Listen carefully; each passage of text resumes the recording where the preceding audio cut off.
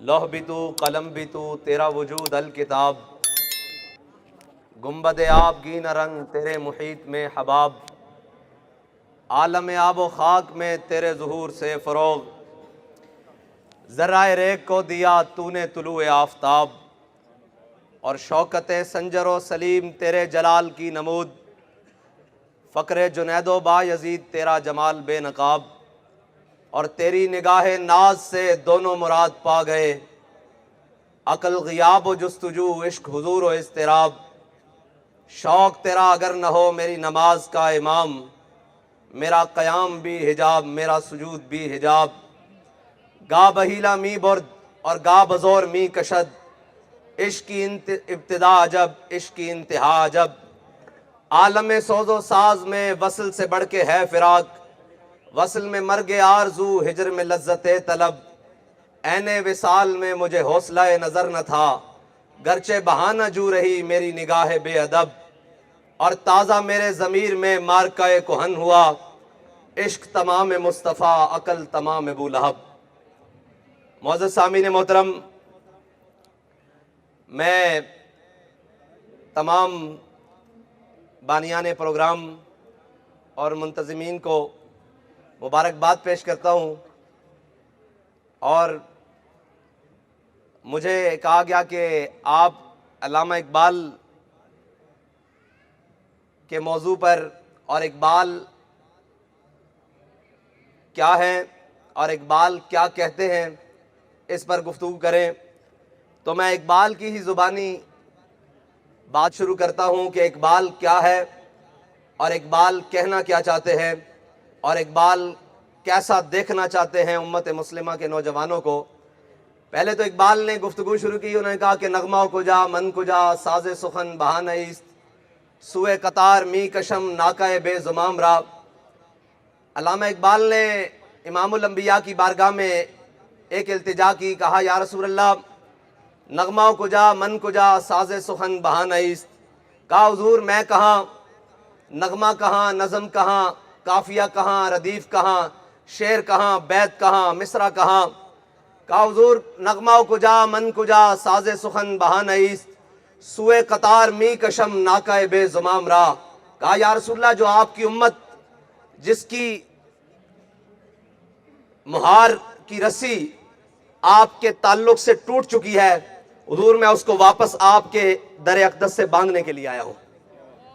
بس میری اتنی بات ہے۔ اقبال کہتا ہے کہ نغمہ کجا من کجا ساز سخن بہانہ ایست، سوئے قطار می کشم ناکہ بے زمام را، کہ میں حضور کی امت کو واپس حضور کے در پر لے کر آ رہا ہوں، یہ علامہ اقبال نے کہا۔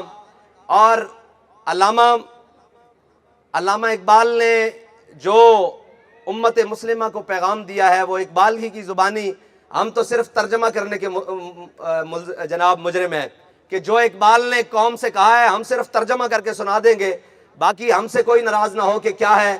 اقبال کہتا ہے کہ با خدا در پردہ گویم بات تو گویم آشکار، یا رسول اللہ او پنہا تو پیدا من۔ اقبال کہنے لگا کہ یا رسول اللہ سے تو پردے میں بات کرتا ہوں، آپ سے آمنے سامنے بات کرتا ہوں۔ یا رسول اللہ او پنہا تو پیدا من، وہ تو پنہا ہے آپ میرے سامنے ہیں۔ تو علامہ اقبال سے پوچھا جائے گا کہ اقبال آپ تو حج پر بھی نہیں گئے، عمرہ میں بھی نہیں گئے، حجاز مقدس کی وادی میں بھی آپ نہیں گئے، تو پھر آمنے سامنے کیسے بات کرتے ہیں؟ وہ اقبال کا اپنا عشق رسول ہے۔ اقبال کہتا ہے کہ ہوا ہو ایسی ہندوستان سے اے اقبال، اڑا کے مجھ کو غبار راہ حجاز کرے۔ اقبال کہنے لگا کہ میرے پاس ایسے اعمال تو نہیں ہے کہ میں امام الانبیاء کا سامنا کروں، حضور کی در اقدس پر سامنے جا کر کھڑا ہو جاؤں، بلکہ اقبال تو قیامت والے دن بھی نہیں چاہتا کہ میں حضور کی بارگاہ میں جاؤں۔ اقبال کہتا ہے تو غنی از ہر دو عالم من فقیر، روز معشر عذر ہائے من پذیر، ور حسابم راتو بینی ناگزیر، از نگاہ مصطفیٰ پنہا بگیر۔ کہتا ہے یا اللہ اگر قیامت والے دن بھی تیرا حساب لینا ناگزیر ہو جائے تو پھر مجھے امام الانبیاء کی آنکھوں سے پوشیدہ حساب لینا، کہیں میں ان کا سامنا کروں تو وہ پوچھ لیں اقبال تو کلمہ تو میرا پڑھتا تھا، آئیڈیل کسی غیروں کو بناتا تھا۔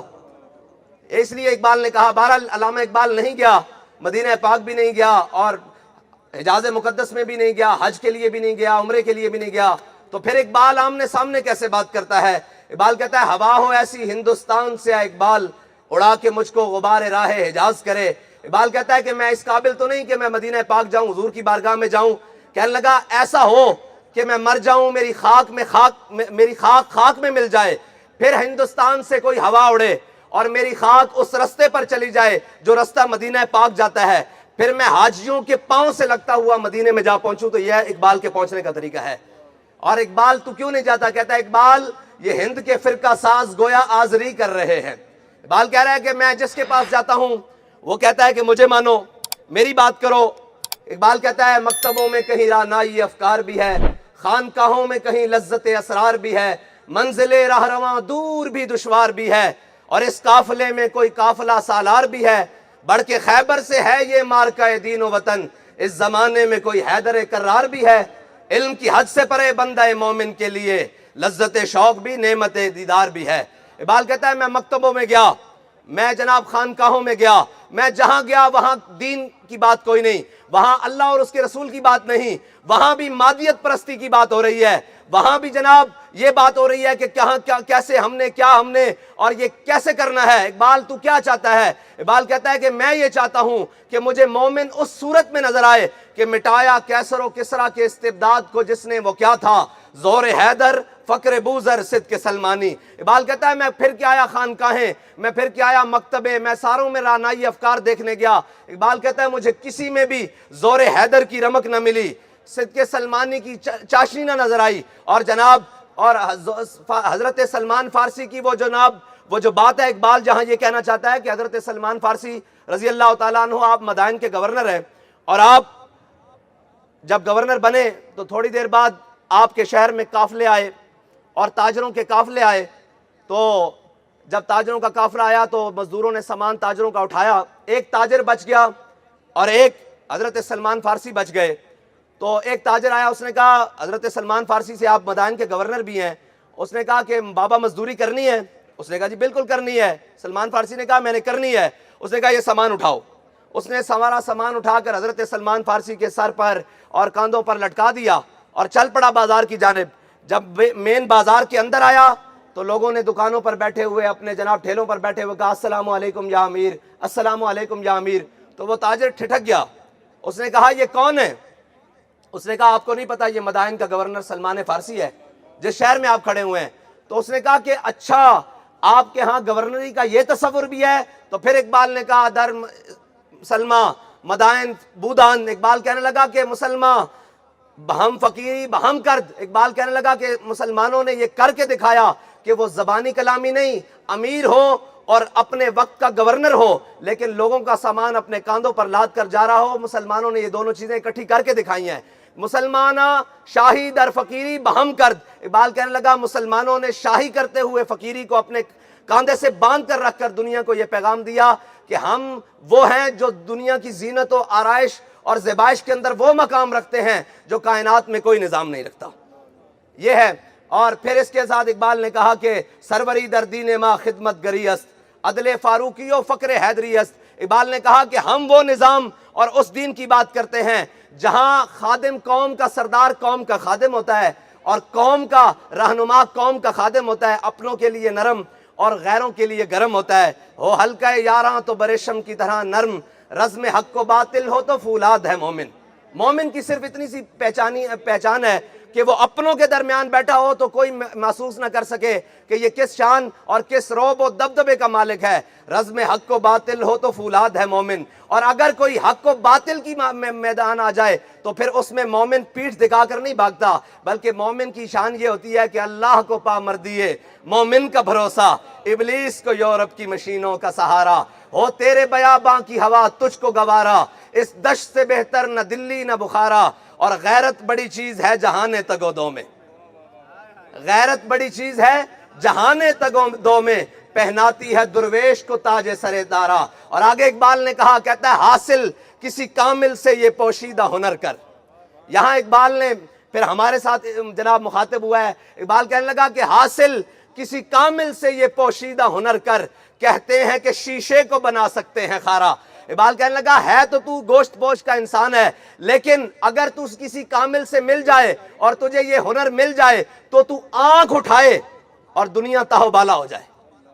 اور اقبال کیسے ممکن ہے؟ اقبال کہتا ہے جناب یہ ممکن ہے کہ در مسلمان شان محبوبی نمان، آ جلال اندر خالد و فاروق و ایوبی نمان۔ اور اقبال کہنے لگا کہ گنج ہائے ہر دو عالم را کلید، تیغ ایوبی و نگاہ با یزید۔ اقبال کہنے لگا اس جہان کی نہیں، سارے جہانوں کے خزانوں کی چابیوں کا پتہ میں تجھے بتاتا ہوں۔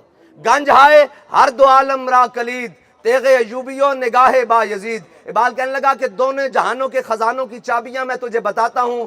یہ کیا ہے کہ تیغ ایوبی و نگاہ با یزید۔ اقبال کہنے لگا کہ تیرے پاس تلوار صلاح الدین والی ہونی چاہیے اور نگاہ با یزید بستامی والی ہونی چاہیے۔ یہ ہے علامہ اقبال۔ وہ تو پھر ہے نا کہ کبھی ہے نوجوان مسلم تدبر بھی کیا تو نے، وہ کیا گردوں تھا جس کا ہے ایک تو ٹوٹا ہوا تارا۔ اور اقبال کہنے لگا کہ وہ سوچ تو صحیح، وہ کیسا آسمان تھا جس آسمان میں ابو بکر و عمر چمکتے ہیں، جس آسمان میں عثمان و علی چمکتے ہیں، سعد و سعید چمکتے ہیں، طلحہ و بلال چمکتے ہیں، اور جناب ابو ہریرہ و خالد و جناب ایوبی چمکتے ہیں۔ اقبال کہنے لگا کہ تو تصور کر تو کس آسمان کا ایک ٹوٹا ہوا تارا ہے، اور تمدن آفری آئین خلا کے جہاں داری، یعنی وہ صحرائے عرب شتر بانوں کا گہوارہ، اور سمال فقر و فخری کا رہا شان امارت میں۔ یہ کہ حضرت مولا کائنات علی المرتضیٰ جامع مسجد کوفہ میں بیٹھے ہوئے، ایک شخص آیا اور آپ خشک ٹکڑے پانی میں ڈبو کر کھا رہے۔ ایک شخص آیا، اس نے کہا میں نے علی کو ملنا ہے۔ آپ نے فرمایا بیٹھ جاؤ تمہیں ملاقات کرواتے ہیں۔ جب خشک ٹکڑے کھا لیے نا تو اس نے کہا جی مجھے علی سے ملوائیں۔ آپ نے فرمایا مجھے علی کہتے ہیں۔ اس نے کہا جی اس علی سے ملوائیں جس نے خیبر کا دروازہ بائیں بازو پر اٹھایا ہے، میں اس علی کو ملنے آیا ہوں، خشک ٹکڑے کھانے والا تو علی نہیں ہوتا۔ تو مولا کائنات نے کہا شیر حکم نیستم شیر ہوا، کہا وہ ہماری روحانی پاور ہے، یہ ہماری جسمانی پاور ہے۔ اور اقبال یہ روحانی پاور کا تو بھی قائل ہے یا نہیں؟ اقبال پتہ ہے کیا کہتا ہے؟ کہتا ہے قوت سلطان و امیر از لا الہ اور ہیبت مرد فقیر از لا الہ۔ اقبال کہنے لگا قیامت تک مسلمان اگر کسی مقام پر کھڑا ہوا نظر آئے گا نا تو وہ اس کی اپنی ذاتی پاور نہیں ہوگی، لا الہ الا اللہ محمد رسول اللہ کی طاقت سے کھڑا ہوگا۔ اور قوت سلطان و امیر از لا الہ، ہیبت مرد فقیر از لا الہ۔ اور کہنے لگا کہ کسی مرد فقیر کو ہیبت مل جائے۔ یہ حضرت میاں امیر علیہ رحمہ، یہ بالکل آپ کے بالکل قریب ہیں، یہاں سے مال سے آگے جائیں تو یہ دھرم پورے انڈر پاس کے پاس حضرت میاں امیر علیہ رحمہ، شاہ جہان نے کہا میں نے ملنا ہے۔ فرمایا میں فقیر آدمی ہوں، بادشاہوں سے نہیں ملتا، فقیروں کا بادشاہوں سے کیا کام؟ اس نے کہا جی میں نے ملنا ہے۔ آپ نے فرمایا فقیر کے گھر کے دو دروازے ہیں، تم سامنے سے آؤ گے میں پیچھے سے نکل جاؤں گا، تم پیچھے سے آؤ گے میں سامنے سے نکل جاؤں گا۔ پھر آپ کو پتا ہے بادشاہ بادشاہ ہوتے ہیں، حاکم حاکم ہوتے ہیں، ان کے پاس کئی طریقے ہوتے ہیں۔ اس نے پیچھے سے سپاہی بھیج دی اور سامنے دروازے سے وہ خود آ گیا۔ جب وہ آیا نا سامنے سے تو پوری شاہی سواری کے ساتھ کرو فر کے ساتھ وہ سامنے سے آ رہا، تو کسی نے آ کر بتایا اندر دربان نے کہ جناب وہ تو شاہ جہان آ گیا اور پیچھے سپاہی آ گئے، آپ گھر سے آپ نہیں جا سکتے۔ تو حضرت میاں امیر علیہ رحمہ اپنے گھر کے بالا خانے کے اوپر چڑھ گئے اور اوپر چڑھ گئے اور نیچے اپنا درویش کھڑا کر دیا کہ اس کو اوپر نہیں آنے دینا۔ تو جب آیا نا میاں جناب شاہ جہان سامنے میاں امیر کے گھر کے سامنے تو اس نے اوپر دیکھا، اس نے کہا درے درویش دربان اب آید۔ اس نے کہا کہ درویش کے در پر دربان نہیں ہوتے، یہ اس نے مصرع کسا۔ اس نے کہا درے درویش دربان اب آید۔ آپ نے فرمایا بباید تاکہ سگے دنیا نہ آید، فرمایا ہونا چاہیے تاکہ دنیا کا کوئی کمینہ اندر داخل نہ ہو جائے۔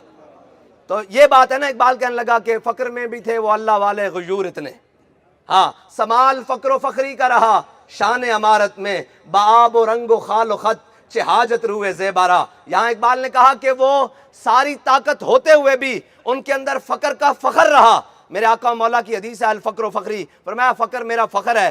اس پر اقبال نے کہا کہ سارے اختیارات ہوتے ہوئے، ساری چیزیں ہوتے ہوئے بھی فقر ان پر غالب رہا، انہوں نے دنیا کی زندگی کو آزائش کو نہیں بنایا۔ اقبال کیوں کہتا ہے بآب و رنگ و خال و خط چہ حاجت روئے زیبارہ؟ اقبال کہنے لگا جو خوبصورت چہرہ ہوتا ہے نا، نہ اسے خط بنانے کی ضرورت ہے، نہ اسے جناب تازہ پانی سے دھونے کی ضرورت ہے، نہ اس کی جناب یہاں پلکنگ اور جناب یہ ضرورت ہے۔ خوبصورت چہرہ ان ساری چیزوں سے ماورا ہو کر چلتا ہے۔